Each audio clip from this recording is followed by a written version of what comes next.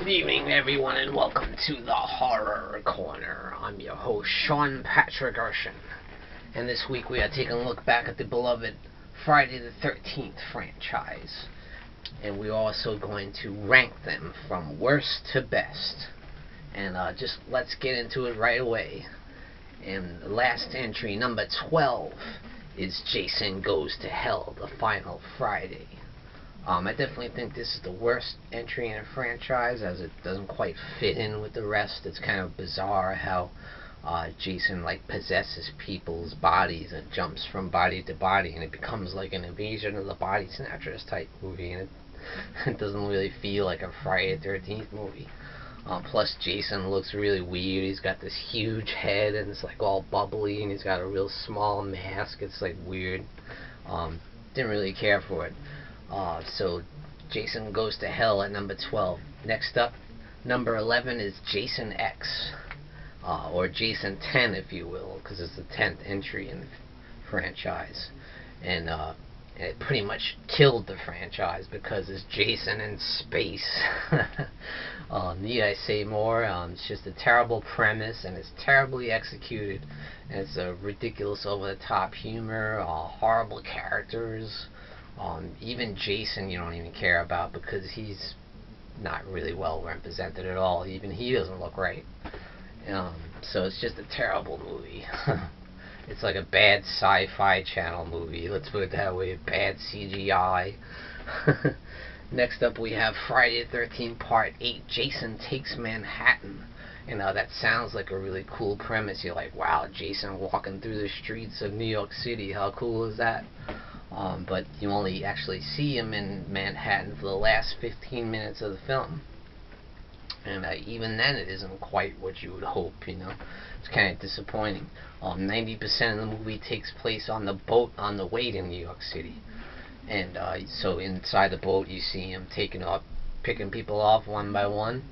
And there's not really a lot of memorable scenes. And the characters you don't really care for.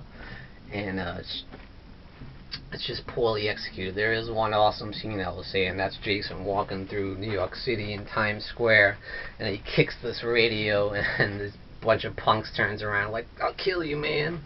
And he just lifts up his mask, and they all run away. That is a great scene. So Jason Takes Manhattan at number 10. Next up, it's Friday the 13th Part 7, The New Blood. Also starring Kane Hodder as Jason. So Kane Hodder played Jason 4 times. Unfortunately, it's 4 of the worst entries in the franchise. But nonetheless, he does play a great Jason. But the problem with this movie is it is a typical Friday the 13th movie in every way. The only thing that's missing is the blood. There's no gore, there's no blood in the movie. Half the scenes, half the kills take place off camera. Now, that's not to say, I love a good horror movie with old school suspense, but when you think of Friday the 13th, you think of the awesome kills and the over-the-top blood, and there's none of that in this movie. So that's the problem with Friday the 13th, The New Blood. Next up, we have Friday the 13th Part 5, A New Beginning, which is probably the most divisive film in the series. It's like the black sheep. It's like the Halloween 3 Season of the Witch of the Friday the 13th franchise. Everything about it feels like a typical Friday the 13th movie, and I actually like some of the characters. Some of them are very likable. There's they have a lot of personality, and you get the classic hockey mask and the classic, Jason character. The only problem is, spoiler alert, it's not Jason. So that's the big problem. I want Jason in my Friday the 13th movie. So that's the big problem with The New Beginning, and that pisses a lot of people off. So they have it, Friday the 13th Part 5, A New Beginning. Next up we have Friday the 13th, the remake from 2009. It's not quite a remake, it's more of a reboot because it doesn't quite follow the original 1980 Friday the 13th film. It's more of a combination of the first 3 films, I would say, in the franchise. Part 1, 2, and 3 it follows. So what is well represented is Jason. The character of Jason is great. They do a great job with him, and Derek Mears does an excellent job playing Jason. And I like how he's more of a human type serial killer like today in reality. But everything else about the movie is terrible. Like the cast is, some of the other characters are very cardboard, cookie cutter. You don't care about them, and that's the problem. So next up is Freddy versus Jason, the ultimate battle of horror icons. What a fun movie. It's so much fun. And it's absolutely thrilling when you see these two iconic villains clash, and it's an epic battle at the end. And both characters are really well done, and you get Robert Englund as Freddy Krueger. It's awesome. And you get a great Jason and Ken Kersinger. He looks great.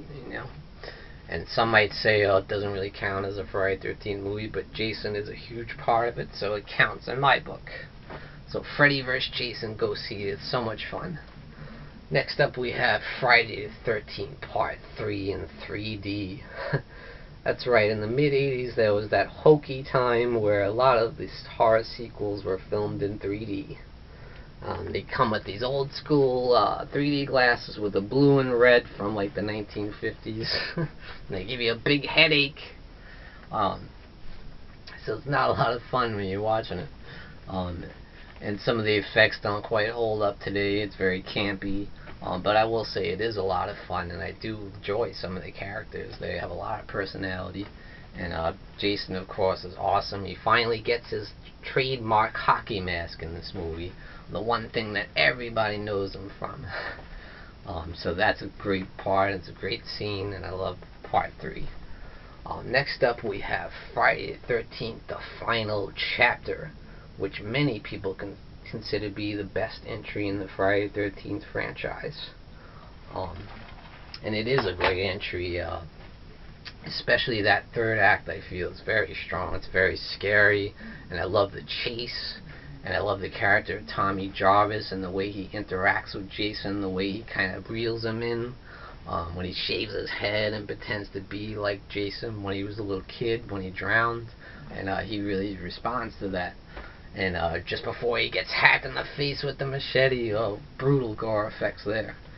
So Friday the 13th, the final chapter. Next up we have Friday the 13th Part 6, Jason Lives, which I feel is the most fun entry in the franchise. I love the self-referential humor, and I like that they actually tried to do something different. They wanted to make a movie with a lot more humor. It's almost like Scream in a way, where it pokes fun at the slasher genre, it pokes fun at the Friday the 13th franchise. But at the same time, it is a solid Friday the 13th entry. It never forgets to be, Jason is taken very seriously, but at the same time you have a lot of inside jokes, and you got a great soundtrack there with Alice Cooper. So much fun, I can't say enough about it. Next up is the top two, the nitty gritty, and I found it really difficult to choose which one I'm going to put on the very top, because I love both of these movies, and they're two of my favorite horror movies, period. So in at number 2 is Friday the 13th Part 2.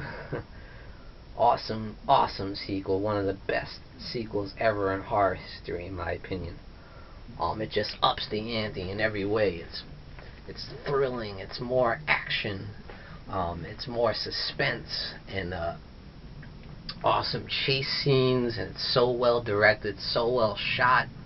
Especially that last final act is my favorite in the whole franchise, the way it's shot.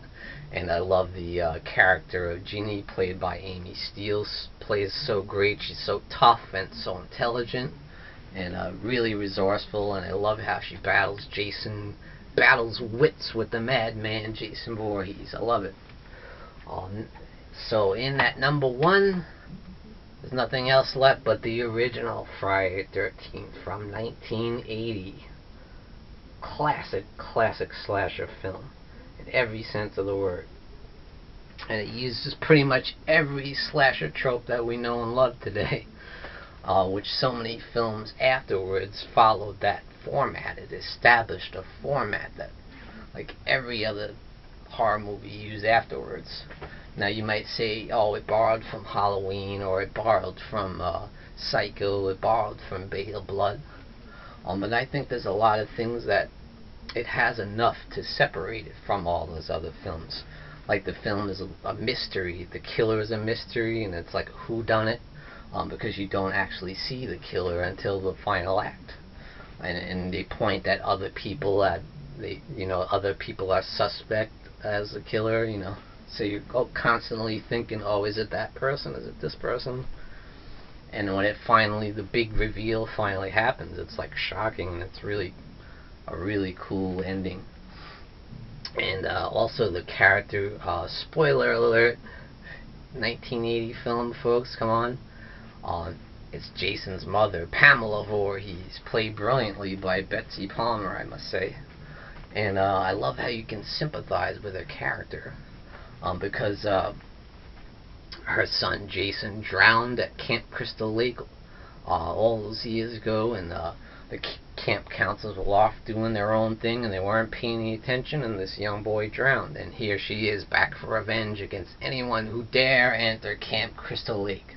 So Friday the 13th, the original from 1980, in at #1, folks. Thank you so much for joining me. I had a blast at the Horror Corner. Tune in and stay scared.